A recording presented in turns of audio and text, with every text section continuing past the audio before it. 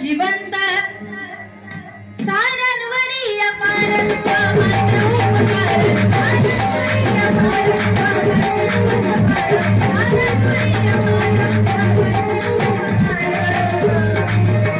साऱ्यांवरी अपार बाबांचे उपकार संविधानात जिवंत घटनेचा शिल्पकार संविधानात जिवंत घटनेचा शिल्पकार संविधानात जिवंत घटनेचा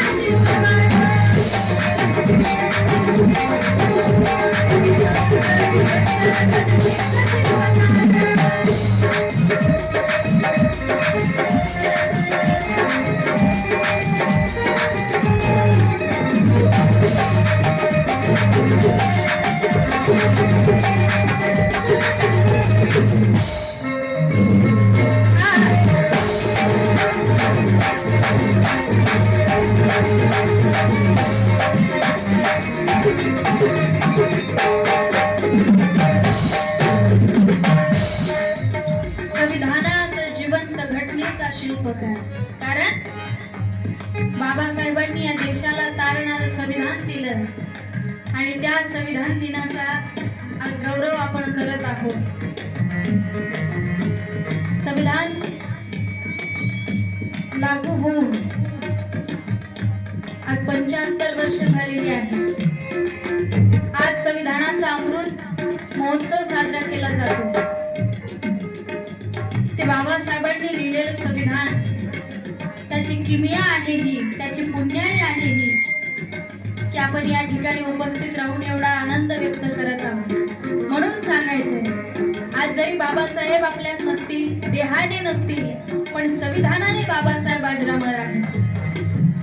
साऱ्यांवरी अपार बाबांचे उपकार साऱ्यांवरी अपार बाबांचे उपकार साऱ्यांवरी अपार बाबांचे उपकार साऱ्यांवरी अपार बाबांचे उपकार संविधानात जिवंत घटनेचा शिल्पकार संविधानात जिवंत घटनेचा शिल्पकार संविधानात जिवंत घटनेचा शिल्पकार संविधानात जिवंत घटनेचा शिल्पकार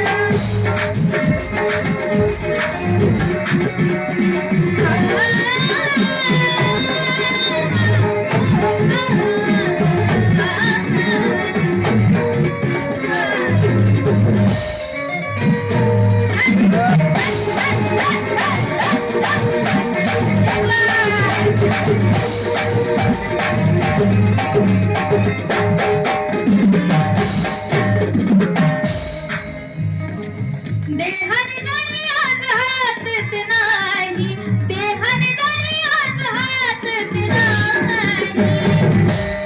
कार्यतयांचं हे जग सारं पाही, कार्यतयांचं हे जग सारं पाही, कार्यतयांचं हे जग सारं पाही.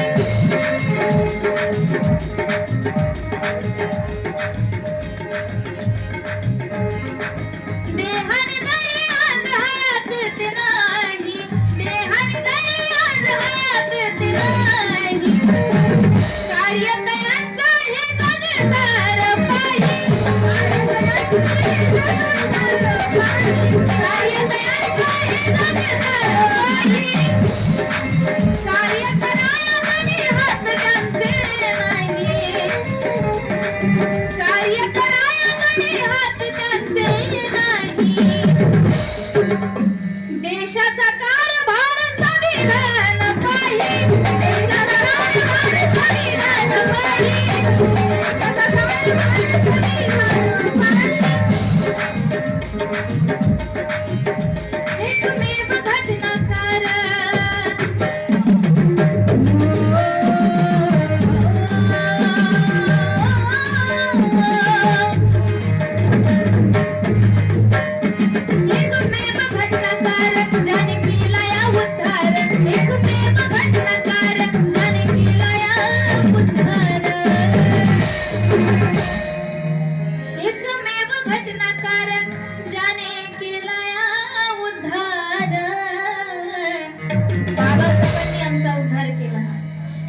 पत्रकारांनी बाबासाहेबांना प्रश्न विचारला की बाबासाहेब, भारतीय संविधानामध्ये 395 कलम आहेत, त्यामधली तुमच्या आवडीची किंवा तुम्हाला जास्त महत्वाची वाटणारी कोणती कलम आहे? तेव्हा बाबासाहेब म्हणाले की मला आर्टिकल 32 ही कलम फार आवडते, मला महत्वाची वाटते. कारण पत्रकार म्हणाले कस काय, का बरं आर्टिकल 32 तुम्हाला का आवडते किंवा जास्त महत्वाची वाटते? तेव्हा बाबासाहेब म्हणाले की त्यामध्ये आर्टिकल 32 या कलमामध्ये मूलभूत अधिकार आहेत, मूलभूत हक्क आहेत. तुम्हाला शिक्षणाचा अधिकार, हक्क, बोलण्याचा हक्क, वागण्याचा हक्क, चालण्याचा हक्क, शिक्षणाचा हक्क, मतदानाचा हक्क, जगण्याचा हक्क संविधानाने दिलेला आहे. दिला की नाही? बाबासाहेबांचं संविधान तुमच्या आमच्यासाठी किती हिताचं आहे. आम्ही कोणते कार्यक्रम करो अथवा न करो, एकदा फार अभिमानाची गोष्ट आहे. बाकीच्या कार्यक्रमांचं माहित नाही इथं कसे होतात काही नाही, पण संविधान दिन साजरा करून आपण आपल्या लेकरांना एक नवीन आदर्श देत आहोत असं म्हणण्यात काही वावगं ठरणार नाही. एकदा उपस्थित सर्वांनी आपल्या स्वतःसाठी एकदा जोरदार टाळ्या वाजवायच्या आहेत. कार्यक्रम आयोजन ज्यांनी केलेलं आहे त्या सर्व नवतरुण बांधवांचं, कार्यकर्त्यांचं, अध्यक्षांचं, उपाध्यक्षांचं, सर्व संचाच्या वतीने मी सहर्ष स्वागत करते. एकदा सर्व कार्यक्रमाच्या टीम साठी जोरदार टाळ्या वाजवायच्या. कारण कार्यक्रम कोणताही करा, पण संविधानाचा कार्यक्रम आज आपण करत आहोत.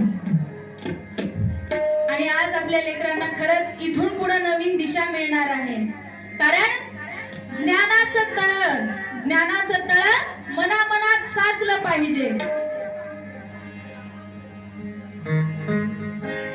ज्ञानाचं तळ मनामनात साचलं पाहिजे. आणि बाबासाहेबांच्या गाण्यावर टाळ्या वाजल्या नाही तरी चालतील, पण बाबांनी लिहिलेलं संविधान घराघरात वाचलं पाहिजे, वाचलं पाहिजे.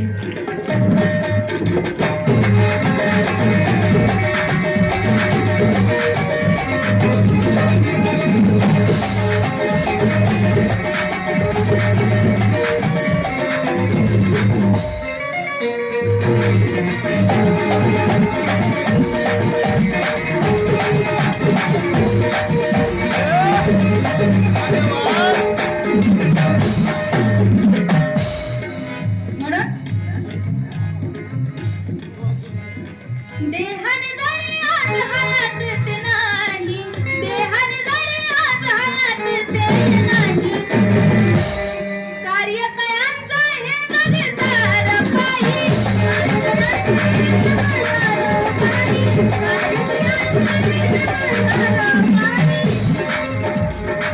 कार्य कराया जरी हात त्याचे नाही, देशाचा कारभार संविधान पायी,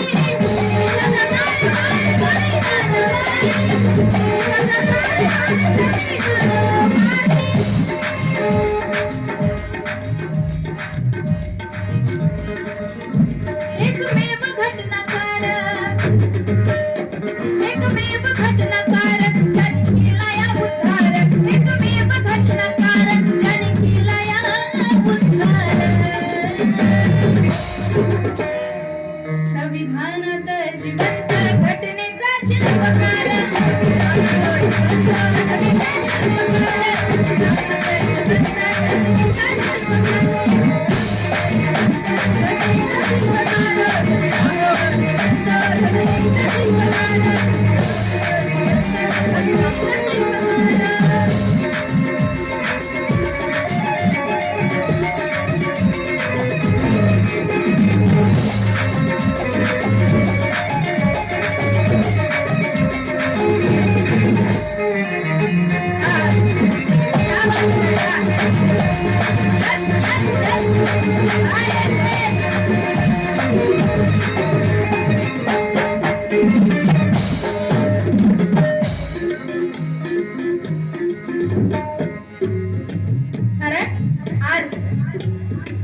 संविधानाचं तुम्हा महत्व कळावं, संविधानाचं तुम्हा महत्व कळावं, पाऊल तुमचं चळवळीकडे वळावं, पाऊल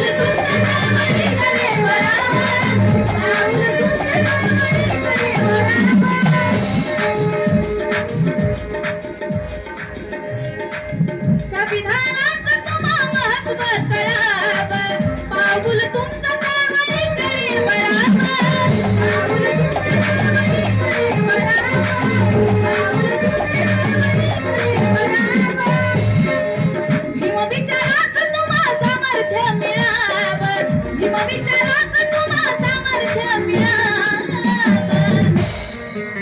ऐक्यानं तुमच्या राजकारण ढवळावं.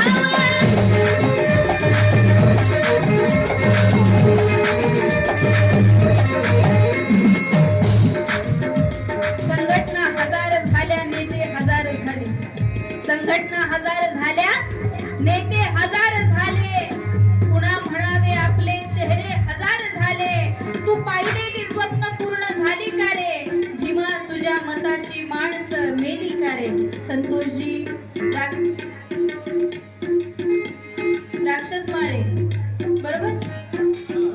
यांच्याकडनं धन्यवाद. यांच्याकडनं खूप सुंदर अशी शायरी मला मिळालेली आहे. थँक्यू.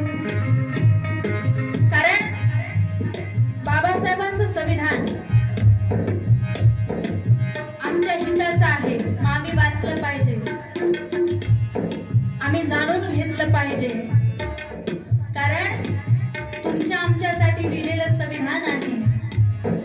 बाबासाहेबांनी तुमच्या आमच्यासाठी लिहिलेलं जे संविधान आहे ते तुमच्या आमच्या किती हिताचं आहे हे वाचल्याशिवाय समजणार नाही. त्यासाठी बाबासाहेबांनी आधीच सांगितलेलं आहे, शिका, संघटित व्हा, संघर्ष करा. मग आम्हाला बाबासाहेबांनी दाखवलेल्या दिशेवर चालायचं आहे, बाबासाहेबांच्या मार्गावर चालायचं आहे. तेवढं पूर्ण करता येत नसेल तर चालण्याचा प्रयत्न करायचा आहे, पण करायचा आहे. आज या दिवसापासून आम्ही अशी शपथ घेतली पाहिजे.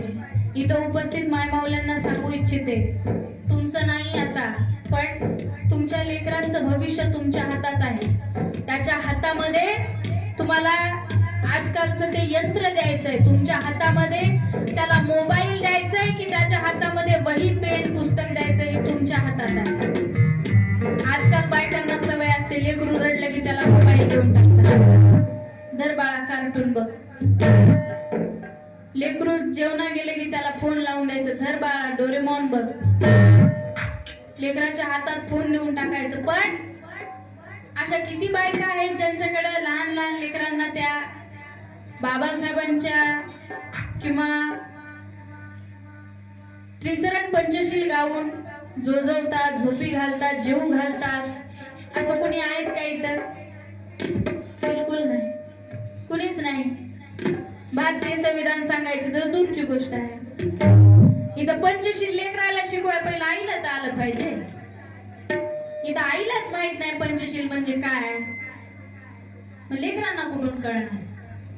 त्यासाठी जर तुमच्याने शक्य झालं नाही, आई ही बाळाचा पहिला गुरु असते. मग आईने ठरवलं पाहिजे माझ्या लेकराच्या हातात मोबाईल द्यायचा आहे, त्याला नको त्या दुनियेत भरकटवायचंय का त्याच्या हातात पेन पुस्तक वही देऊन त्याला शिकवायचंय. बाबासाहेबांनी सांगितलं, शिका, संघटित व्हा, संघर्ष करा. बाबासाहेबांनी या देशाला तारणारं संविधान दिलं आणि त्या संविधानाचा गौरव आज करताना म्हणायचंय काय,